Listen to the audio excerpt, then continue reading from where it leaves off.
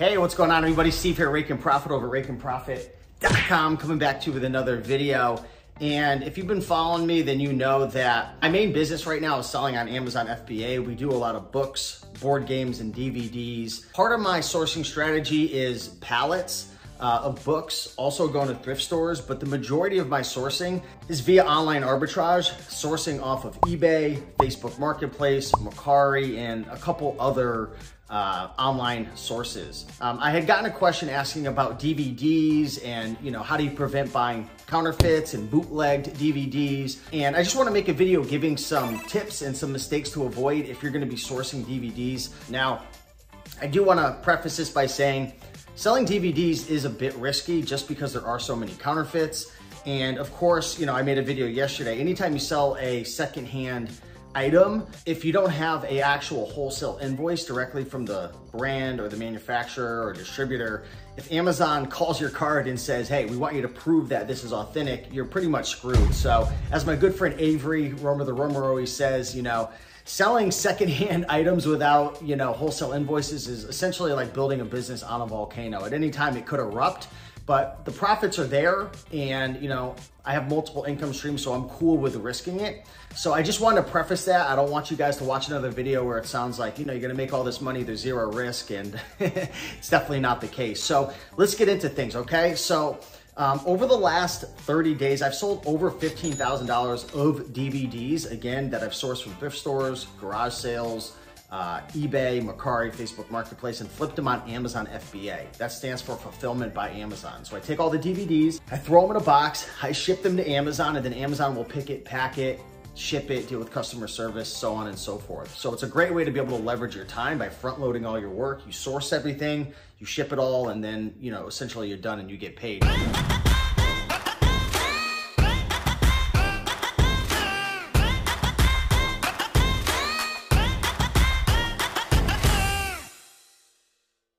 So mistake number one thing that I always focus on is the EScore over the rank, okay? So I use Scout IQ, but if you use the Amazon Seller app, you can scan an item like the barcode of a DVD and see the rank. As a general rule of thumb, I like to stay under 100,000 rank for DVDs. Anytime you go over 100,000 rank, it starts becoming a bit more long tail. So I would say like anything between like 20 to 50,000 is the hot spot that I like to focus on, and I'll explain why I don't go under 20,000 for the majority of the time. 50 to 100,000 rank is pretty solid as well. But once you go to like 100 to 150,000, it could be sitting for 2, 3, 4, 5 months. And then when you get to like 150 to 200K, it's pretty similar, right? It's not an exact science, but what I like to focus on more is the EScore, because the EScore is a number that Scout IQ will give you that shares how many days that specific SKU, that specific DVD, that specific item, and you can do this with books and DVDs and all different types of items, how many days it's had at least one sale over the last 6 months, 180 days. So if I scanned a DVD and it had an EScore of like 25, that would mean that there's been 25 days registered with at least one sale over the last 6 months, okay? So when it comes to EScore, I really like to focus on EScores of 15 to 20. When I first started, really going hard with DVDs like a year ago, I was going after some long tail DVDs with crazy profit margins, but the issue was the EScore was like 5, and like these things would just sit and sit and sit, and that becomes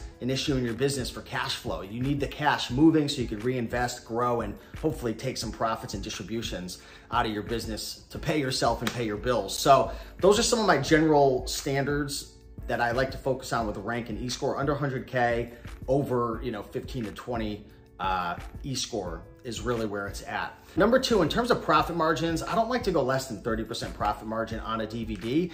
My sweet spot's around 50%. And the great thing about dealing with DVDs, of course there's risks involved, but the profit margins are a lot higher. Like if you do an online arbitrage off of like Target or Kohl's or any of these other websites, like yeah, you do get to source multiple quantities, which is a benefit, but there's price wars like crazy, and the profit margins are typically less. With DVDs, a lot of times there's only 1, 2, 3, 4 sellers, especially if you're buying new. I mostly buy new DVDs. So the competition is, you know, not as fierce. The price drops aren't as crazy, which they still do happen. I mean, that's just Amazon in general. But I like to focus on at least 30 to 50% margin. And sometimes my margins get over 100% with DVDs that I source off eBay and Facebook Marketplace, okay? Number 3, make sure that before you buy a DVD, give it a little shake. You don't want the CDs moving around inside. That means that it's been displaced or it's just fallen off the little, I don't know, what's that little thing that you stick the DVD on and it stays in the place? Sometimes it falls off. If you buy new DVDs, people don't like that. I've had complaints,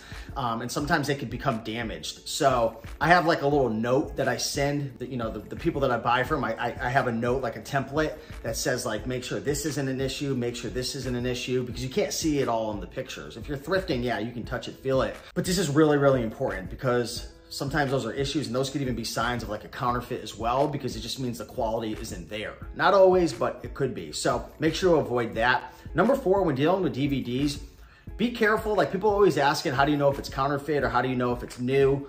I don't like to deal with the rewraps. So sometimes like you'll see a DVD and it looks like it's a rewrap, like the plastic's kind of a little iffy. It looks like somebody's rewrapped it. Typically at the top of the DVDs, it's not the binding, I don't know what it's called, but it's the top. It's kind of got like it says like the title, and sometimes it's like a little barcode type of deal. It's like sealed off. I like to see that because that lets me know it's coming from the manufacturer, and I'm sure people can still bootleg it, but that gives me a bit more confidence. If I just see it sealed and there's no like little sticker going over it, it makes me a bit nervous, okay? So that's just one thing to keep in mind, especially if it's like a really crazy deal. Make sure to avoid that. Also, one bonus tip I wanna give, if you're gonna source off of eBay, I don't like to source any DVDs where there's sellers that are selling like multiple copies. So like, I'm not gonna buy a DVD from a seller for 20 bucks that sells for 70 if the seller has like 10 copies, because it's a tall tale sign that this person has a mass quantity and it could be counterfeit, especially if the rank is too low. I'll talk about that. So keep that in mind. That's just one thing that I do to kind of prevent the bootleg market. And I'll actually search eBay, and if I see that that title has sellers that are selling multiple quantities, I'll typically just avoid it. A lot of times it's with the complete series DVDs and the box sets, okay? Especially the newer stuff. Number 5, I like to avoid really popular DVDs because a lot of the popular ones are the ones that the bootleggers and the counterfeiters are targeting. So the DVDs that have a rank of less than 20,000, I like to avoid those altogether. Now, sometimes we break the rule if it's older and outdated and we search the market and there's people not selling multiple quantities and it looks safe, we'll go with that, right? Of course, I could dive deeper into this, but just as a general rule of thumb, anything less than 20,000 rank, I typically will avoid sourcing it online. If I'm in a thrift store and it looks good and, you know, I'll talk about some more signs that it's real, then I'll go for it. But just those are a couple things to keep in mind.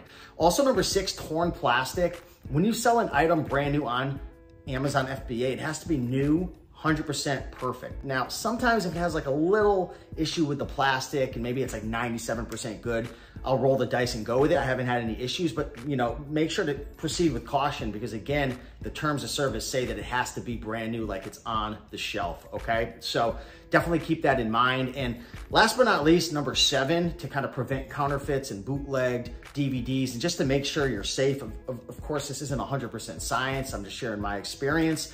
Is just avoid sketchy cases. You know, the sketchy plastic, like I mentioned, maybe the graphics are just like faded. Maybe things aren't centered. You know, it just feels kind of maybe really, really flimsy. And it's just, you're getting these signs that, you know what, the plastic's kind of weird, the color's off, like maybe the wrap is off. Something just feels weird about it. Maybe there's multiple quantities being sold. Maybe the deal is just so unbelievable. You're sourcing it for 15 on eBay and it's like 90 on Amazon. It's a 5,000 rank. Stay away from that stuff. Those types of items are just really sketchy.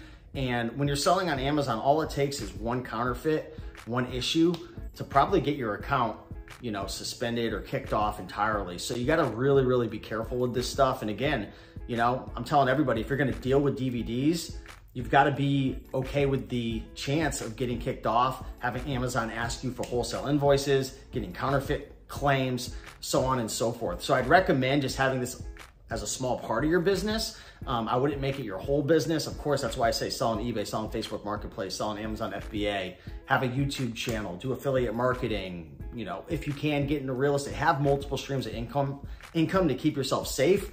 If this is your only thing, I'd probably not recommend starting this. I would do other things if this is like your only income stream, reselling. But yeah, with that being said, hopefully you enjoyed this video. Just want to share those 7 mistakes to avoid when selling DVDs on Amazon. If you have any questions, drop a comment below. With that being said, much love.